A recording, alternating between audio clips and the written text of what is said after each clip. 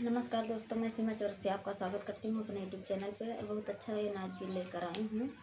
अच्छा लगे तो लाइक सब्सक्राइब ज़रूर करें, आप लोग शेयर करें, सपोर्ट करें। और हमारा वीडियो सुबह 7:30 बजे जाएगा। आप लोग ऐसे ही प्यार दुलार बनाए रखें। और गीत अच्छा लगे तो प्यारा सा कमेंट जरूर कीजिएगा आप लोग। धन्यवाद। रे हाँ माया नारी न पाई हबे मानऊ, हाँ माया नारी न पाई हबे मानव। तीन बेस खेतवा तीना ही दिन गुआरे, तीन बेस खेतवा तीना ही दिन गुआरे। अरे की बोई है सावा की बोई हो मदरवा, हाँ माया नारी न पाई हबे मानवा, हाँ माया नारी न पाई हबे मानवा।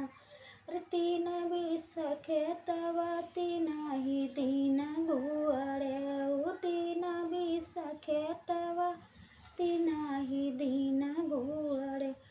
की बोई हो गेहुआ की बोई हो धनवा, हाँ माया नारी न पाई हबे मानवा, हाँ माया नारी न पाई हबे मानवा, न पाई हबे मानवा, न पाई हबे मानवा, हाँ माया नारी न पाई हबे मानवा, हाँ माया नारी न पाई हबे मानवा।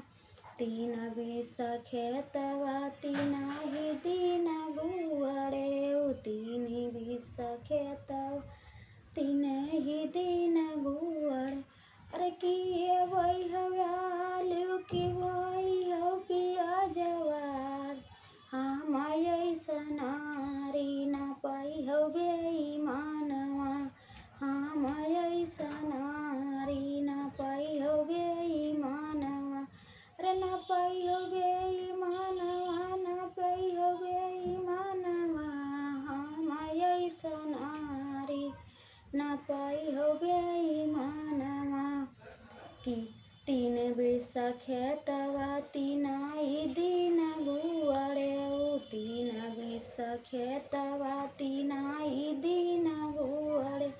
अरे की बोई हो सावा की बोई हो पदाउआ, हाँ माया नारी न पाई हबे मानवा, हाँ माया नारी न पाई हबे मानवा, न पाई हबे मानवा, न पाई हबे मानवा, हाँ माया नारी न पाई हबे मानवा।